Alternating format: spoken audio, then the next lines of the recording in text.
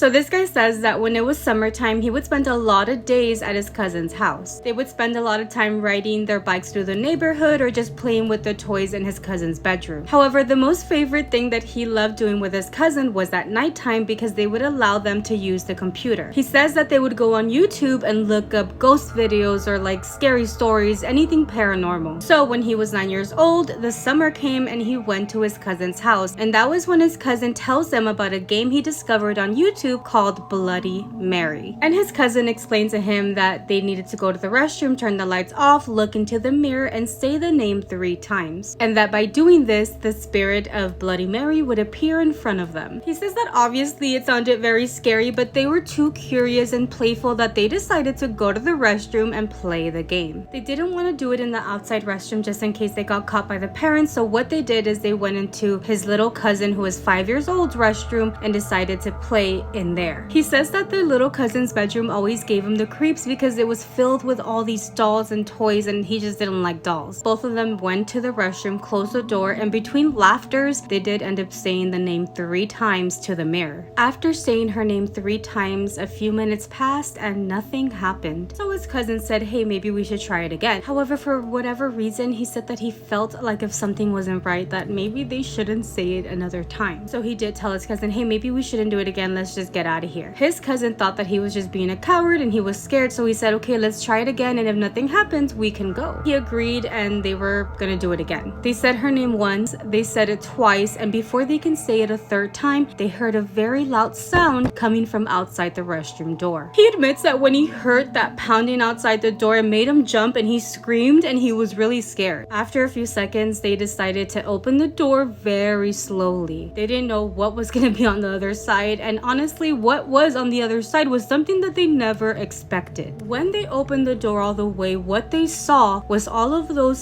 stuffed animals and dolls that had been on the walls and around the room lined up, sitting down, like just in a line outside of that restroom door. He said it was weird. It almost felt like if they were all staring at them. But as soon as he saw that, he didn't even have time to think about anything else. His cousin started screaming and crying, and he ran out of that bedroom, and he doesn't know how he managed to even move himself, but he also started crying and running after his cousin. He also says that in the house was only him and his cousin because the parents and the little cousin had gone out to get dinner to bring home. When the parents finally came back home, they went into the little girl's room and noticed that all of her toys and stuffed animals were just scattered about as if somebody had just thrown everything. They were no longer in like that line, and obviously they got mad at them for doing it, and when they tried to explain to them what happened, what they did in the restroom, they didn't believe them. He says that they really stopped talking about it. They don't even mention it now that they're adults, and after that summer, he still continued to go to his cousin's house, but they refused to step foot in